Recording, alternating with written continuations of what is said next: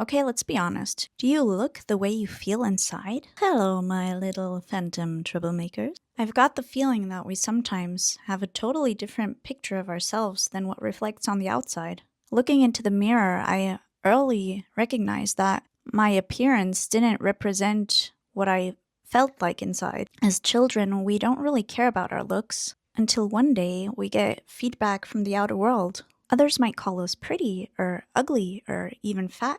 I used to be a chubby child that was really tanned, and it never really bothered me until somebody commented on it.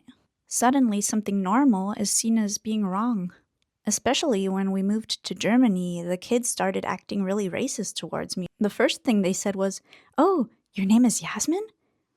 Actually, we thought you were going to be a thin blonde girl with pale skin." So I started wearing sweaters in summer, and I even got blonde streaks in my hair.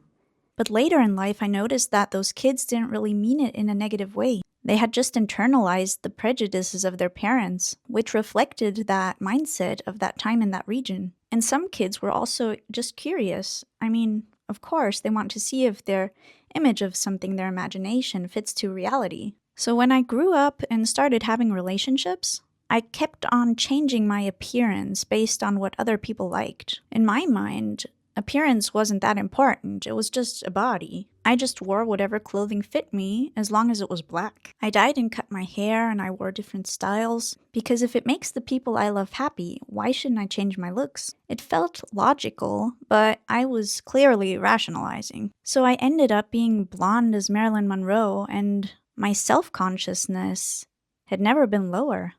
Of course, it also attracted male attention, so I truly believed that men preferred blonde just as I had been told, which kept me terrified of going back to my original appearance, even though my dark hair was what I, deep inside of me, actually really preferred. It was like a ticking self-destruction time bomb just in order to be loved, as if we internalize what the world tells us.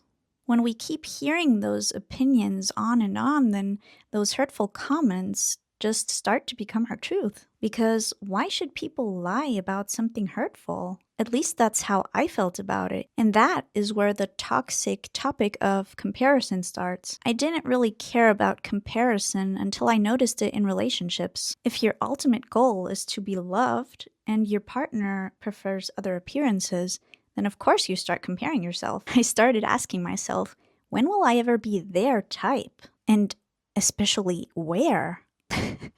I was so desperate, I was asking myself, in which part of the earth, in which country, are there men that prefer women with dark hair? And constant questioning like this, of course, causes jealousy.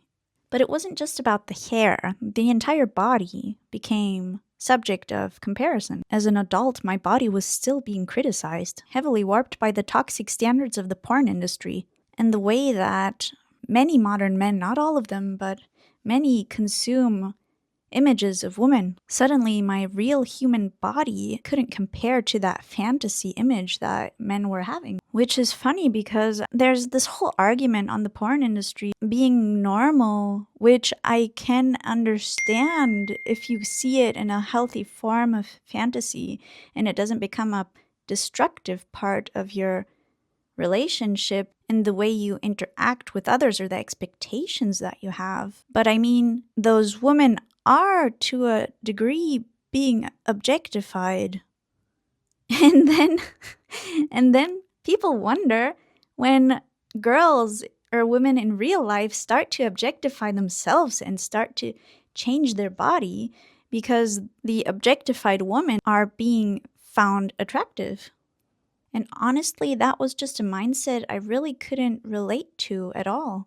Of course, there are also traits that I find especially attractive, but I truly fall in love with somebody's inner core. And because I love the way they are on the inside, they become 10 times more beautiful on the outer appearance. It's a really funny phenomenon. It could be the most attractive model on earth, but as soon as I notice that their character is ugly to me, their outer appearance also turns ugly in my eyes. It's really weird.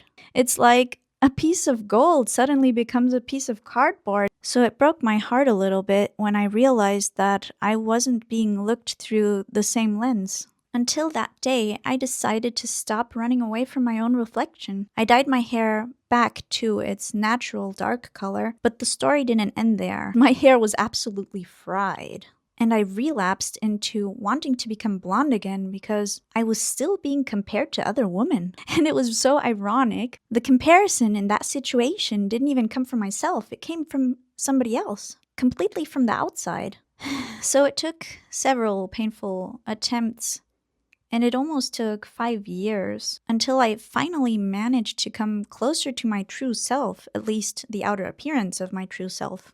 It was kind of terrifying, but it was the moment I chose myself over somebody else's preference. When we change our outer shell to buy love, we don't just lose our looks, we also lose a part of our identity. And to be really honest, I'm still struggling with a part of my body. I noticed that when I was thinner, people treated me totally different. They were much nicer. Now that I gained a lot of weight back, I noticed that it's funny because you kind of disappear and you start to become air, which is actually nice if you want to be a ghost. And I do say that I enjoy that sometimes because it's relieving and it takes off the pressure of you if people don't care about you. But I did notice that it doesn't matter how my body looks like. Either way, people will find something to complain about. As I was thinner, I got special treatment. But there were also a lot of people that said, I don't know, I thought you looked better when you had a little more weight on. Don't you think you're a little bit too thin? And now that I have that weight on, people are saying, ooh, I don't know, man, you were hotter last summer. And people are like, do you really think you need that ice cream? Are you really sure about that? And I'm like, yes, I need that ice cream. I really do. I mean, who doesn't need ice cream? Oh man. The lessons I learned from this were simple, but very hard to execute. Number 1, don't ever change your appearance solely for the sake of others. Number 2, if they do not love you, they truly do not love you the way you are. You are fighting for a love that isn't even being addressed to you, but to a role that you're playing for them. Number 3, if you are truly unhappy with who you are or with a certain situation that you're in, start changing it for yourself, even if it's only in small steps. But always ask yourself, will this change bring true internal happiness? Or are you just trying to avoid another pain, just as I did? So let's go back to the question from the beginning. Do you look the way you feel inside? Like your core inner true self?